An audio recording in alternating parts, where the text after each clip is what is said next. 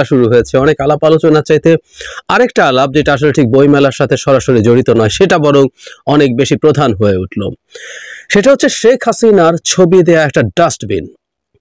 অনেকেই সেটার কাছে গিয়ে ছবি তুলেছেন। আমাদের এই সরকারের প্রেস সচিব জনাব শফিকুল আলম ভাই তার একটা ছবি দিয়েছেন। অনেকেই খুব সমালোচনা করছেন, অনেকে প্রশংসা করছেন, কেউ কেউ সরাসরি এটা নিন্দা জানাচ্ছেন। আমি ব্যক্তিগতভাবেও দেখেছি কেউ কেউ এটাকে পছন্দ করছেন না, আবার কেউ কেউ আকারে ইঙ্গিতে লিখছেন সম্ভবত। যেমন আমি একজন খুবই বিখ্যাত এবং শ্রদ্ধেয় মানুষ জনাব আনু মোহাম্মদের একটা স্ট্যাটাস একটু পড়তে চাই। তিনি বলছেন, খুব বাজে, রুচিহীন এবং দায়িত্বহীন সংস্কৃতির পরিচয় দিয়ে শুরু হলো বাংলা একাডেমির বইমেলা, নিন্দা জানাই। উনি কাকে ইন্ডিকেট করেছেন নিশ্চিত নয়, তারপরও আমি ধারণা করি বা এটা বিশ্বাস করার যৌক্তিক কারণ আছে, এটাকেই তিনি ইন্ডিকেট করেছেন। এবং এর নিচে মন্তব্যে অনেকে তার সাথে সহমত জানাচ্ছেন, কেউ কেউ প্রতিবাদও করছেন। মানে শেখ হাসিনার ছবি সম্বলিত সেই কুখ্যাত ছবি, যে ছবিটা ইনফ্যাক্ট মুছে দেয়া হয়েছিল, পরে আবার সেটাকে আঁকানো হয়, যেখানে তাকে তার ছবির ওপরে মানুষের ক্ষোভ প্রকাশ করতে করতে জুতা থেকে শুরু করে রং মেরে একটা বিভৎস রূপ দাঁড়ায়, সেই ছবিটা দেয়া এই ডাস্টবিন। মানে আমরা খুব অবাক হই যে আমরা একটা গণতান্ত্রিক সমাজ চাই, কিন্তু আমরা পৃথিবীতে গণতান্ত্রিক দেশগুলো কিভাবে অপারেট করে, গণতান্ত্রিক দেশগুলোতে কি হয়, সেই জিনিসগুলো খুব ঠিকঠাক মতো জানি না। আমি একটু সরিয়ে রাখি, আমি আসবো এই জায়গায় বা অন্যান্য কোথায় কি হয়। যেমন ধরি, আমাদের দেশে দীর্ঘকাল অন্তত একটা চর্চা তো আছে, কুশপুত্তলিকা পোড়ানো। একটা মানুষের একটা মূর্তি বানিয়ে তার মধ্যে একটা ফেস বসিয়ে দেয়া, সেই মানুষটা, তারপর সেটা জ্বালিয়ে দেয়া আমরা বহু সময় করেছি। তো আমরা কি বলবো যে ওই মানুষটাকে আমরা ধরে জ্বালিয়ে দিতে চাইছি? বলি না, ওটা একটা প্রতিবাদের ভাষা, গ্লোবালি অ্যাকসেপ্টেড। আমরা গণতন্ত্রের কথা বলছি, ফর গডস সেক। শেখ হাসিনা হতে হবে না। শেখ হাসিনার মতো পিশাচ দানব, মানে একটা পিশাচ দানবের ছবি দিয়ে আমরা একটা ডাস্টবিন বানাচ্ছি, সেখানে ময়লা ফেলছি, সেটাকে যদি আমরা বাজে সংস্কৃতি মনে করি, তাহলে আমাদের গণতন্ত্র বুঝতে বাকি আছে। আমি আবারও বলছি, আমি সরিয়ে রাখি, শেখ হাসিনা না, একটা স্বাভাবিক সরকার, তার বিরুদ্ধে যদি কারো কোনো কারণে ক্ষোভ তৈরি হয়, কোনো একটা গোষ্ঠীর হয়, এটা হয়। একটা গণতান্ত্রিক সমাজে একটা সরকার সবাইকে খুশি করতে পারবে না, কোনো কোনো সিদ্ধান্ত তার বিপক্ষে যাবে। যেমন আমরা ধরি, আমি আসবো হয়তো এটা নিয়ে আলাদাও কথা বলবো, তিতুমির কলেজের স্টুডেন্টরা যা করছেন, সরকার তো কোনোভাবেই আসলে এটাকে বিশ্ববিদ্যালয় ঘোষণা করতে পারে না। সেটা জেনুইন ভালো সরকারও পারে না, কিন্তু তাতে তো তিতুমির কলেজের স্টুডেন্টদের ক্ষোভ হবে। তারা চাইলে এরকম ক্ষোভ প্রকাশ তো করার পথ বের করে নিতেই পারে, তাদের স্বার্থ যেহেতু ফুলফিলড হয় নাই। বহু বহু বহু ঘটনা ঘটে। আমি খুব রিসেন্ট একটা ঘটনার কথা মুহূর্তেই মনে পড়লো। মানে ট্রাম্পের মতো লোক, যে যথেষ্ট গণতান্ত্রিক হিসাবে যার বদনাম আছে, সেই ট্রাম্প ক্ষমতায় থাকাকালীন সময়ে দ্য এম্পায়ার হ্যাজ নো বলস এরকম একটা নাম দিয়ে ট্রাম্পের অত্যন্ত বডি শেমিং করা একটা স্ট্যাচু আমেরিকার বিভিন্ন শহরে রাখা হয়েছিল, প্রকাশ্য রাস্তায় মানুষ গিয়ে ওটার সাথে ছবি তুলেছে, ফান করেছে। খুবই বাজে রুচি হয়ে গেল, খুবই প্রবলেম হয়ে গেল। তো আসলে সেটা না সারা পৃথিবীতে ডেমোক্রেসিতে আপনার ক্ষোভ প্রকাশের সুযোগ, এবং সেটা বহু সময়ই মনে কারো কাছে মনে হতে পারে যে এটা ঠিক হয়নি, কিন্তু এটাও অ্যাকসেপ্ট করার মানসিকতা থাকা। আবারও বলছি, একটা সরকার যদি খুবই ভালোভাবেও দেশ চালায়, কোনো গোষ্ঠী, কোনো গ্রুপ যদি মনে করেন যে তার ভাল লাগছে না, তার বিরুদ্ধে গেছে সরকার, তিনি সন্তুষ্ট নন, তিনি তার এই ধরনের প্রতিবাদ জানাতে পারেন। মানে একটা ডাস্টবিন কেন, আরো এমন কোনো জায়গায় তার ছবি রাখা যেতে পারে যেটা কোনো রকম মানে আরো কারো কাছে মনে হতে পারে আরো বেশি ভয়ঙ্কর। সো শেখ হাসিনার এই ডাস্টবিন সম্পর্কে অনেকে আবার এটাও বলছে এটা একটা লিটমাস টেস্ট হয়ে দাঁড়িয়েছে, যে কারা আদতে ভেতরে কোনো না কোনো ভাবে শেখ হাসিনাকে সমর্থন করেন বা কোথাও একটা জায়গা তাদের আছে। এখন এই বাহানায়ও সেটা বেরিয়ে আসছে, কেউ সেটা মনে করে থাকতে পারেন। আমার মনে হয় এটা একটা টেস্টের মতো হতেও পারে।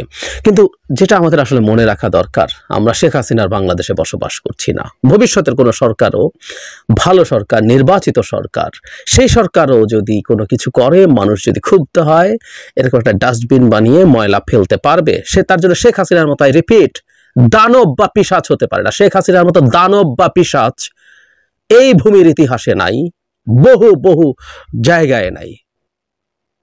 তার একটা ছবি ডাস্টবিনে দিলে সেটাকে অরুচিকর মনে করছি আমরা, সেটাকে আমাদের কাছে খারাপ লাগছে মনে করছি। যে মানুষটা আমাদের হাতে থাকলে, বিচার করলে অনেকেই বলেন শত শতবার ফাঁসি তার হওয়া উচিত। ইয়াস, যে ম্যাসাকার তিনি শেষে করে গেছেন, সারা 15 বছর ধরে করেছেন, তার জন্য একটা ডাস্টবিন বানানো খুবই কম বিষয়। এই ডাস্টবিন আমরা আসলে ভবিষ্যতে ক্ষমতাসীন কোনো সরকার বা বাইরের কোনো সরকার যারা যারা কোনো না কোনো কিছু করবেন যেটা আমাদের পছন্দ হবে না, শেখ হাসিনার মতো দানব হতে হবে না, একটা ভালো সরকারেরও বিরুদ্ধে সংক্ষুব্ধ গোষ্ঠী এই কাজগুলো করতে পারবে, কুশপুত্তলিকা পড়াতে পারবে। তখন তো আমরা আওয়াজ করি নাই, অনেকেই পড়িয়েছেন যার বিরুদ্ধে ক্ষুব্ধ আছেন।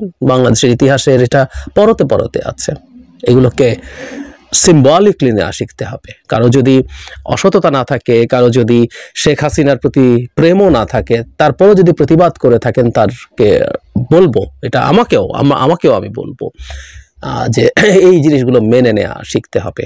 এটাই গণতন্ত্র। গণতন্ত্রে এই জিনিসগুলো হয়।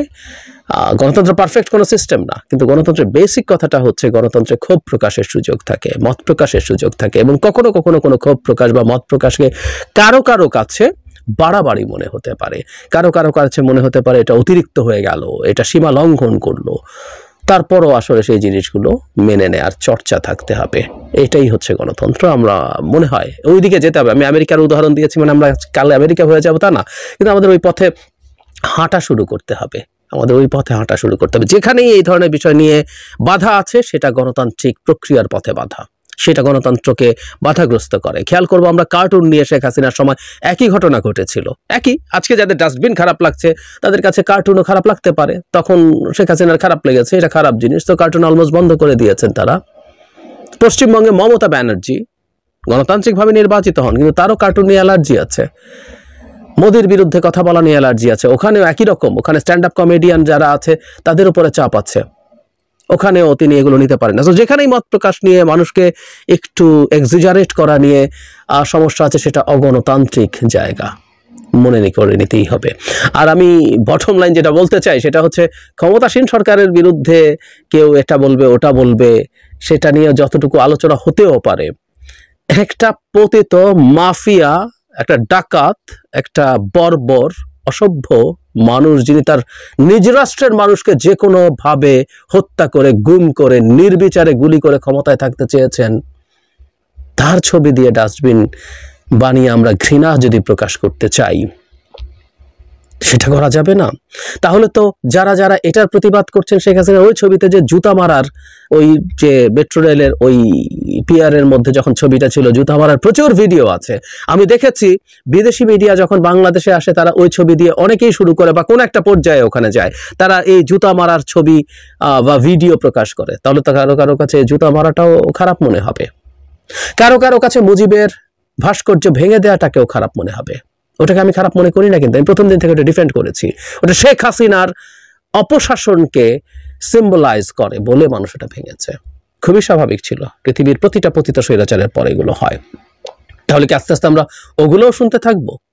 না, আমাদেরকে এই জিনিসগুলো নিতে হবে। সুতরাং শেখ হাসিনার ওপরে তার এই যে যা যা ঘটছে, সেই জিনিসগুলো খুবই চমৎকার গণতান্ত্রিক চর্চা, এবং আমরা ভবিষ্যতে শেখ হাসিনার তুলনায় ফেরেশতাও যেসব সরকার হবে, তাদেরও কোনো বিষয়ে আমি যদি সংক্ষুব্ধ হই, আমার যদি খারাপ লাগে, আমি এই ধরনের আচরণ করার, এই ধরনের সিম্বলিক ঘৃণা বলি, প্রতিবাদ বলি, জানানোর অধিকার চর্চা করতে চাই।